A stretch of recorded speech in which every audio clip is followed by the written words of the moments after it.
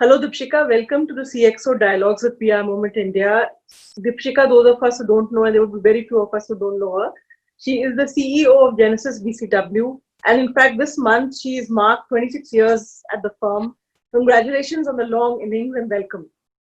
Thank you. Thank you so much, Parul, for having me here with you today. Deepshikha, my first question is that the government has announced a slew of economic measures. And of course, none of them are directly for the PR business, but they would, of course, affect the ecosystem at large. Out of the measures which have been announced, what do you think would be the most helpful for the PR business to create demand? Yeah, so I think there's been a lot of positive movement with the government announcing the stimulus package. And while a lot of people think it's a lot of structural changes which will add more in the long run.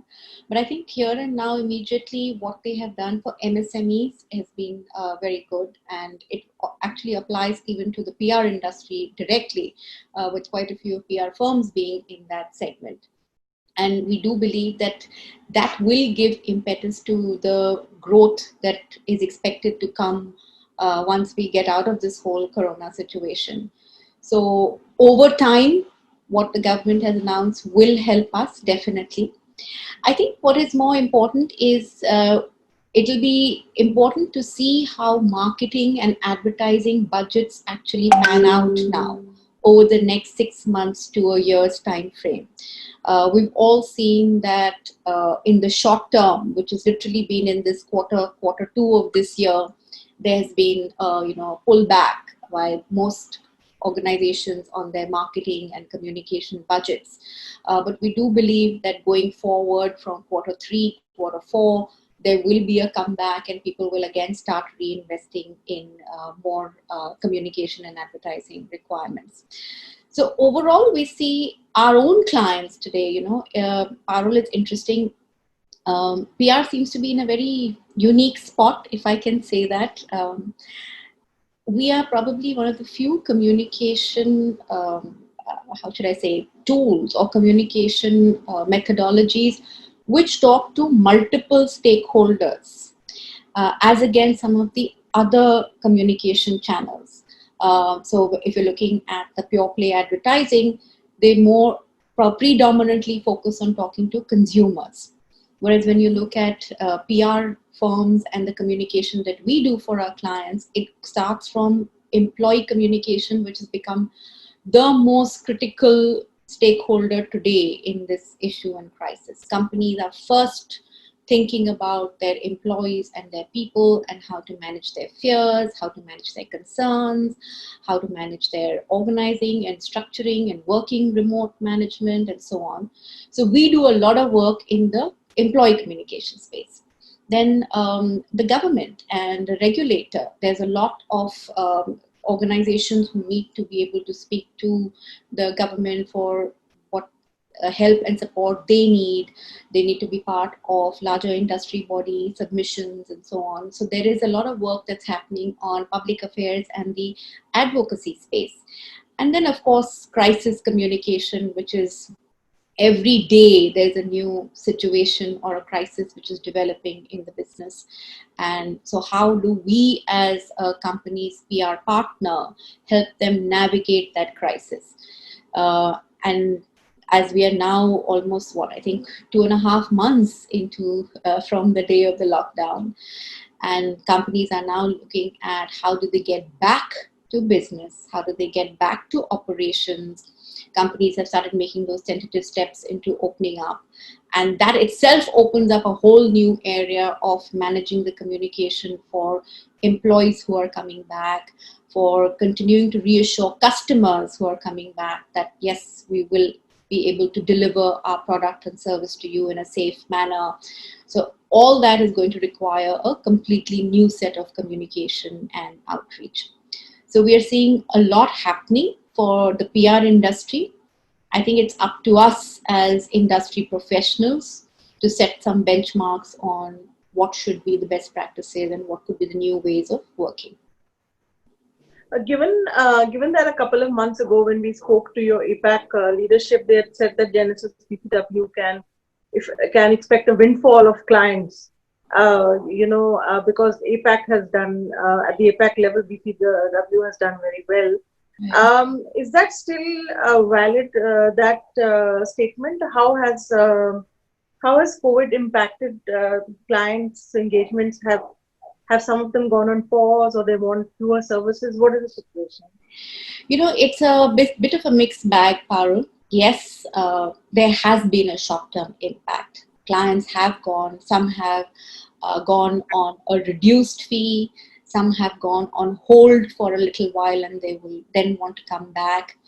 What is more interesting actually is a lot of our clients, and I guess it's because the way Genesis BCW is structured, we are not focused on one sector. We've never been sort of, only specializing in a particular sectoral set of clients. Neither have we only been on a one or two particular kind of services, say very strong on media relations or very strong on government relations.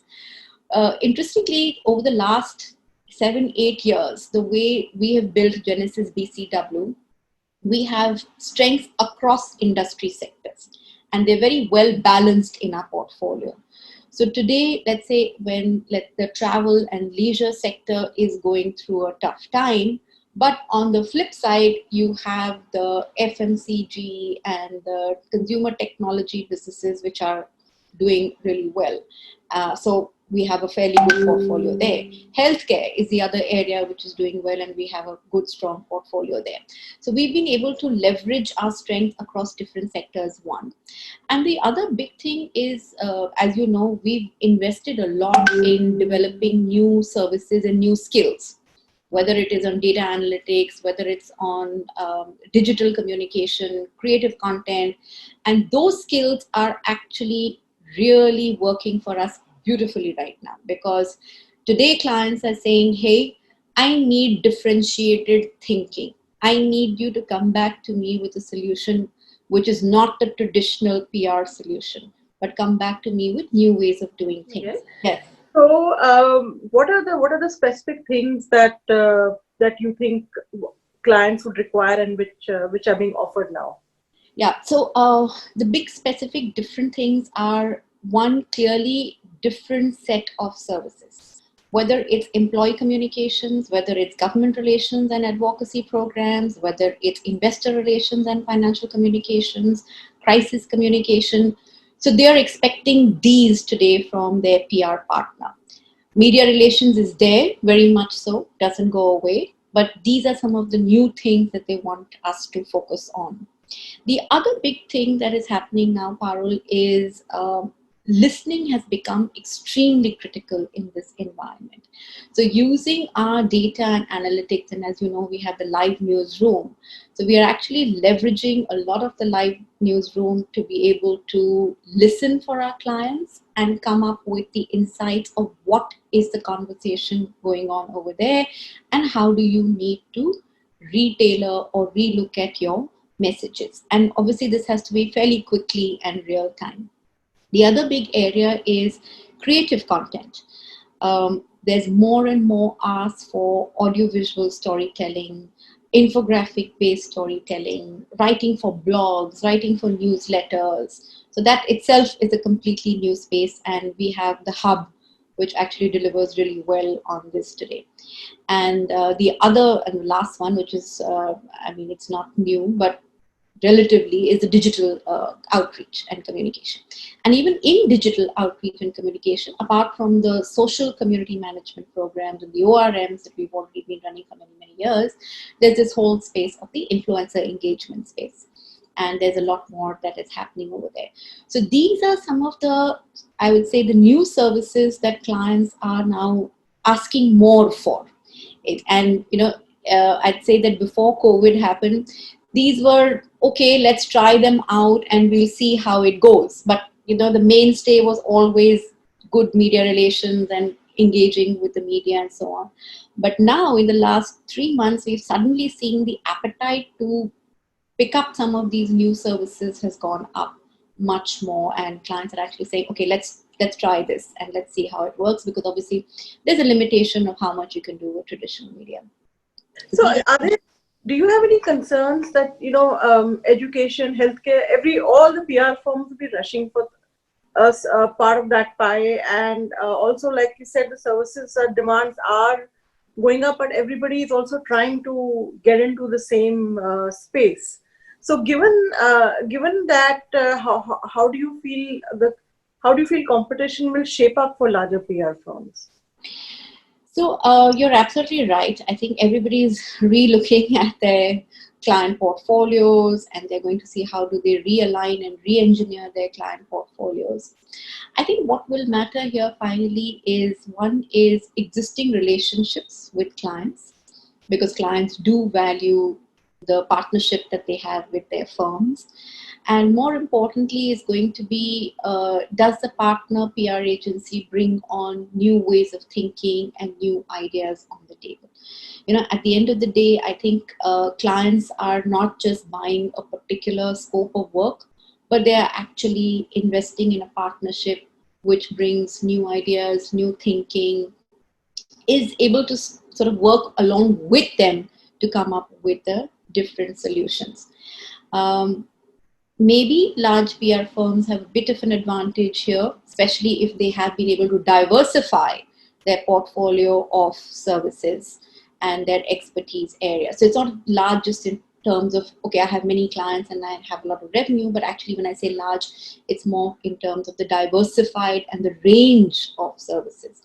An international firm like ours also has a very big advantage on learning from experiences of our colleagues in other markets.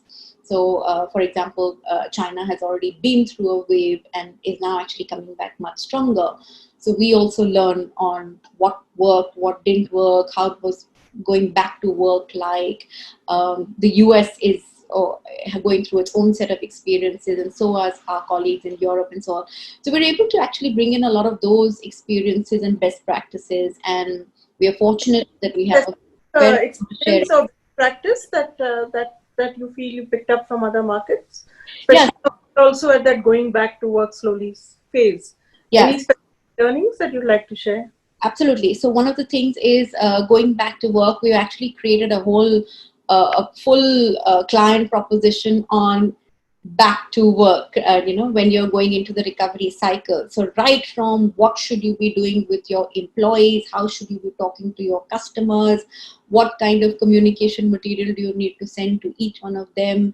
We've actually created detailed, how should I say, almost like products and decks on these, which we are sharing with our clients.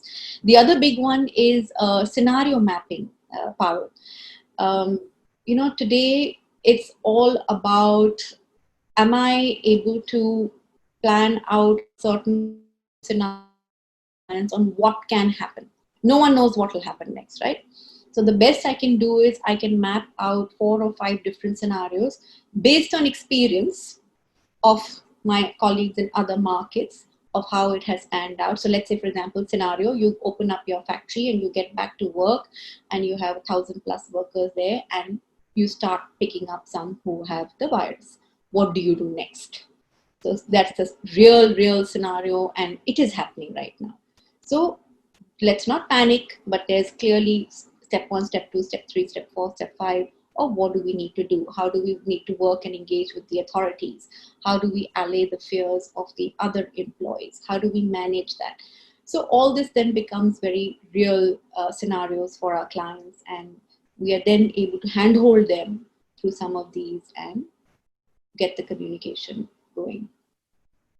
Anything specific from the China and the US market, which struck you as something could apply in this market? Of course, you mentioned the factory scenario that supposed to be. That is one big one. The other is, what is interesting is, especially in the US, is what brands are doing when they're communicating with their audiences, and how brands are clearly now looking at purpose-led communication. So as you know, we've been talking about this for the last now a year or so, and those who have been part of the Cannes and the award programs and all that have been talking about how purpose-led communication is getting more and more important. And that's coming up much more strongly now. And especially with from our colleagues in the US, we hear that brands in the US are really rethinking what is their value proposition, what do they stand for, why are they in the business that they are in, how do they benefit the consumer. And this purpose proposition is not necessarily about it's not just about, let's say, global warming or keeping the environment clean or looking after air pollution and looking after plastics, but it's actually very real and very close to us today.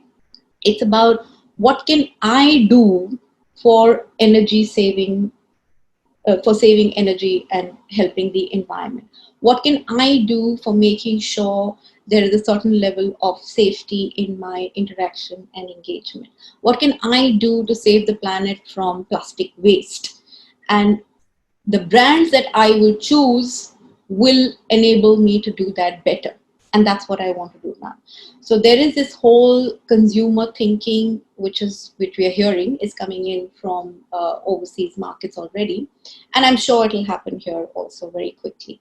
So our brands in India need to start thinking about what is their purpose-driven communication going to be, and what will they mean to the customers and consumers. In India, purpose has always been sort of seen as a CSR activity, and a lot of cause wash sort of feeling is there. And but what you're saying is very interesting. You're saying hyper-local, authentic purpose is what customers will very soon want, and Indian brands should be ahead of the curve and plan for that scenario, which need not necessarily be CSR, but genuinely. Yeah. Now, to give you a real example, I mean, let me get specific. Let's say if you're a food brand, right? And food brands have often been some what we call fast food brands would be targeted for not being nutritious and junk food and so on. So today, food brands would really need to think about, okay, how do I bring in a nutrition aspect into my product, and am I going to help for nutrition needs of the future generations? Am I actually contributing to that, or am I just putting a product out there which tastes good? So these are some of the things that brands will need to very actively start thinking about. And we work for a lot of nutrition brands also who are looking at exactly solutions like this and even communicating. So they may already have vitamins and nutrients in their products, but actively, how do they go out and make that much bigger and larger and talk more about that and create more products which help? And this is about here and me. And then when you look at the CSR part of it, it's not just about, okay, I wrote out a check and I sort of helped a community get better clean water or something like that, but I'm actually now going to think about, okay, do I support that community from their nutrition needs point of view?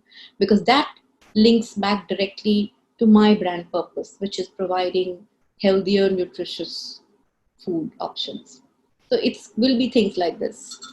Well, that's actually really interesting because frankly, a lot of the PR experts that have been speaking through the CXO dialogues are saying that, look, purpose is going to get you through the next 6 months of communication, and then again you'll have to come back to the brand in some way. And how do you sustain purpose really as a reason for communication? So what you're saying is that it will be much more long term and inherent if you will. And I think sorry to interject here, Parul, but I mean, look at a company like Unilever. Purpose is ingrained in their philosophy, in their thinking, in everything that they do, and it's not something which is a fashion and style for the next 3 months or 6 months. It's something which they think of continuing and doing ongoing, and more organizations are doing that. Look at Nestle. More and more it's building in purpose into everything and every product and program that they are putting out there. Look at P&G.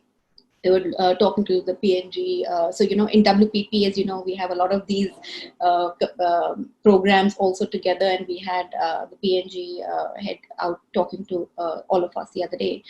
And there is so much that is happening today in large organizations. So I think it's not just for the multinationals who are thinking purpose-driven communication, but even Indian brands and Indian companies are going to have to look at it very seriously.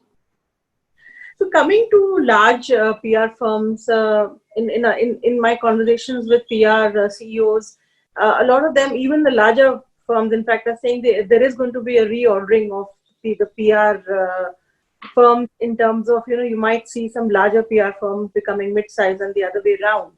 Yeah. What are the very specific challenges for large PR firms such as yourself, which are among the top 3 to 5 firms in the country?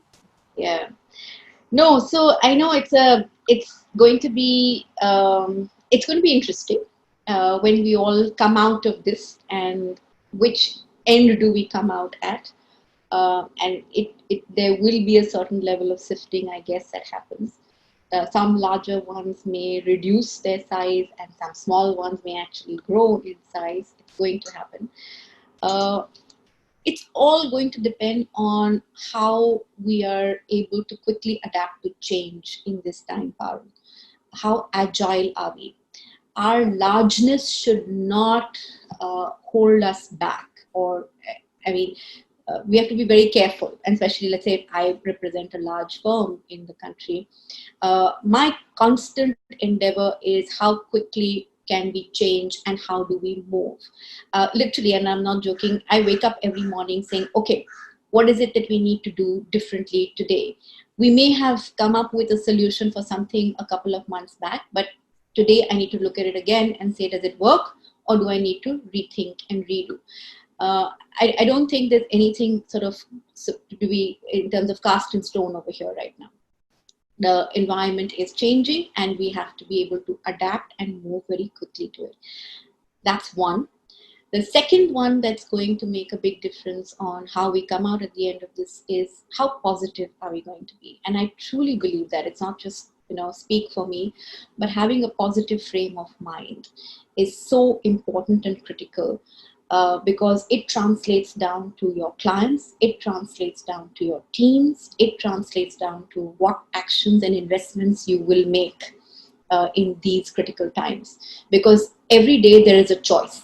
There is a choice to cut a cost or stick with it for an investment that you're making for a particular purpose. And if that comes from a positive mindset, and we call this, it's called above the lines. BCW has this above the line growth mindset concept across the world, actually.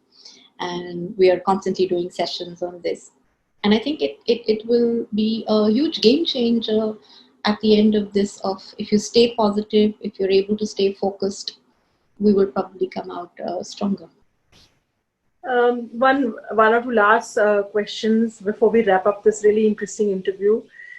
Firstly, what has been your major learning in these last 2 months, professionally and personally? And lastly, who is your go-to person, or go-to space? I won't even say person, but just your go-to space to handle this enormous pressure that CEOs are under. Yes. So, it's interesting. I was talking to a colleague the other day, and I became the CEO in January of this year. And I was like, what a year to become a CEO. It couldn't have been more exciting, but yes, we are learning so much as we go along. So my biggest learning is, like I said, the adapting to change. And what is so wonderful to see is how my people and our teams are being so resilient and strong through all this. They really are being able to adapt to the change. So whether it's, this whole remote managed working or work from home, in WPP we call it the remote management working, they've just taken to it and made it work for themselves. And I don't think I've, even in the last 2.5 months, got any issues with my team of people across the country. So that's a big one for me. That's a big learning, that you don't know how committed, strong, and resilient your people actually are till you can get into a situation like this. The other one is actually more personal. I have a 13-year-old son, and it's interesting how for him everything is a fun thing. And so even everyday chores like cooking, it's a fun process. So we make fun food together. Exercising is fun. So how do you make that everyday mundane chore in your life also fun? That's the other learning I have picked up. Stop complaining. Complaining is not going to get you anywhere. but look at how much you can make it fun. So you see this painting behind me, it's done by my 13-year-old. He said, Mom, you have a very blank background, when you're on calls. Why don't I make this painting for you and brighten it up? And sure enough, it does brighten it up. So it's all about yeah. Hmm. Yeah. So thank you, Deepshikha, for sharing your time and very candidly sharing your views on the challenges ahead. That was Deepshikha Dharmaraj, CEO of Genesis BCW. As she says, just took over as CEO in January at one of the toughest years any CEO can handle. So good luck for the times ahead, and thank you for joining us. Thank you so much, Parul. It's a pleasure talking to you always.